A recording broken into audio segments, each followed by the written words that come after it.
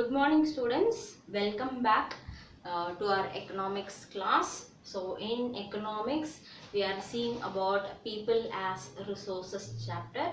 So I've explained you a lot point about why people are being considered as in resources, and we have seen about the quality of population. So under quality of population we have even dealt about the men and women, how they are being given and quality in their population, how they were being given so much of recognition. And previous class I have taught you about education. So education, I told you education is a very important thing which has been enriching or which is enhancing the quality of the people through all kind of means. Like even education provides a change in the life of the human beings from basic. We have even compared Sakil and Vilas yesterday and I have explained you, and today we'll see in detail about education. So if you see education is the thing which is going to bring a lot of change. It has contributed to the growth of the nations. Yes, if a person is educated, definitely you can find that he will bring a lot of income. Yes, which we have seen.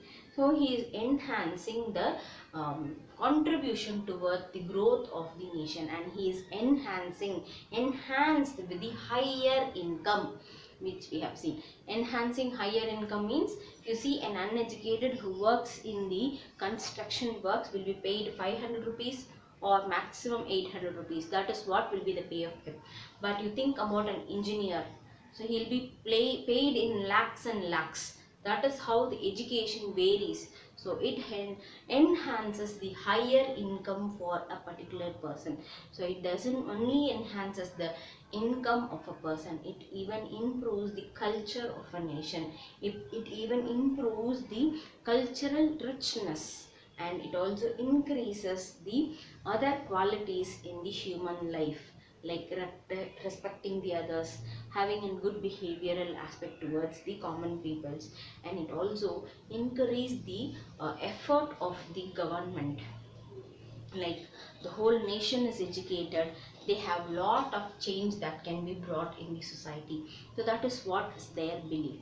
So if you see, this education is being considered as a provision which is being given for everyone. Provision means an opportunity or a kind of benefit which is being given for everyone into deal with the other kind of activities, like can go get education and lead your own life in a very successful manner.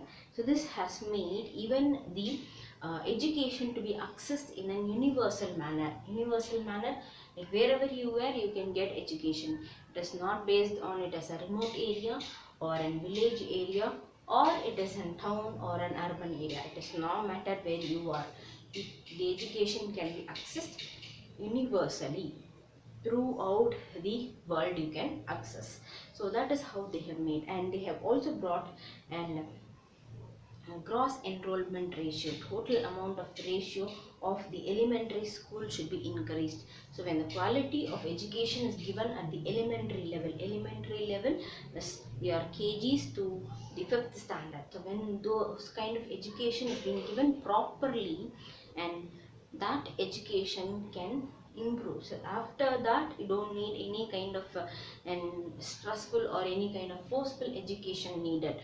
So once the primary education or the elementary education is being given in a perfect manner, definitely it will induce the student to go to the next level. It will induce the parents to take the child to the next level, to get or pursue the next level of education. So that is why they are concentrating much on the elementary education. So this elementary education is being brought in our nation from previous itself, 2010 onwards. 2010, where we have seen about RTE, right to education, which has been brought, and this right to education has made mandatory for the students to study from age of 5 to 14 years. That is what is the thing. And where they have also given a thing of Sarva Siksha Abhiyan, SSA. So this Sarva Siksha Abhiyan says that all should get educated, which is a compulsory thing for everyone, which is a mandatory for everyone. Mandatory means it has to be made by everyone.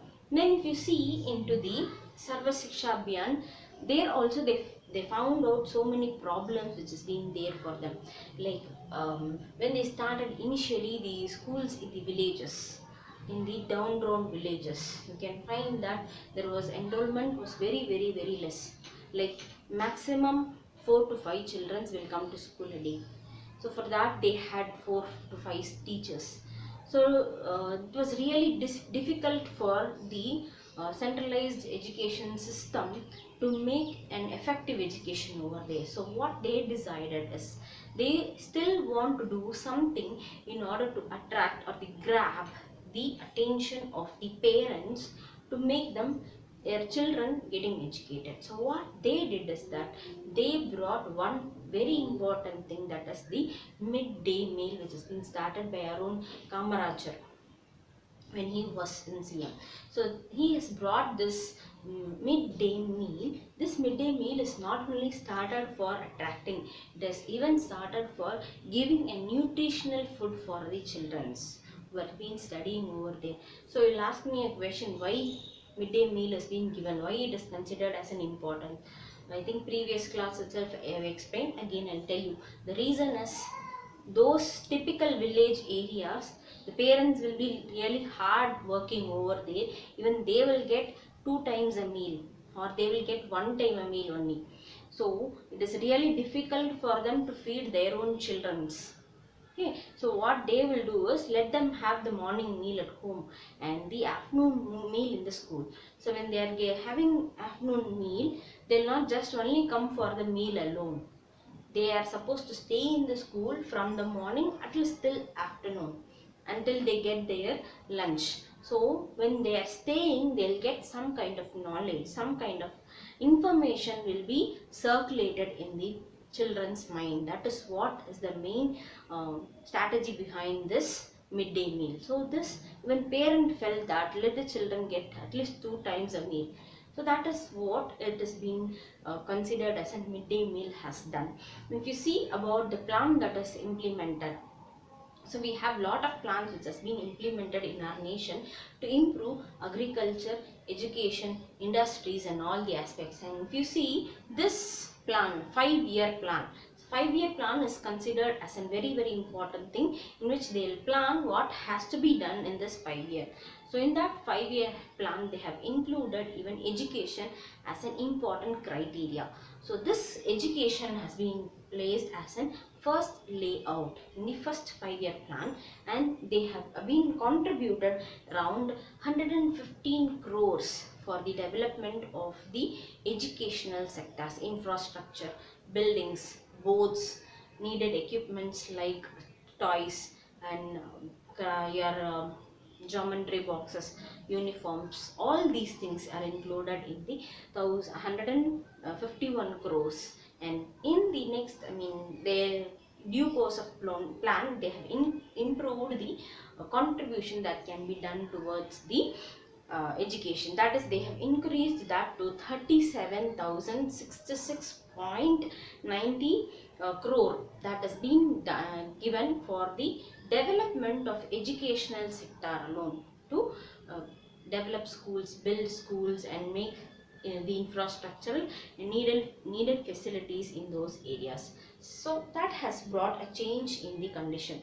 And you can also see that the expenses that they have done towards the education, and this expenses has been contributing in our GDP. It is around 0.64 is the amount of ratio of percentage of GDP that has been contributed. And if you look into your book, you can have your book, you can see a picture which is being given, like it is a bar chart which is being given, and we have an question to be discussed. So let us discuss. So I want you to read these questions with the help of this pie chart and write the answer and send along with the question. So that is what is the homework today, students, and just go through it. And we'll see that this year of 2015 to 16, they have brought a strategy to improve the economical condition of the peoples. In remaining, I'll continue tomorrow, students. Thank you.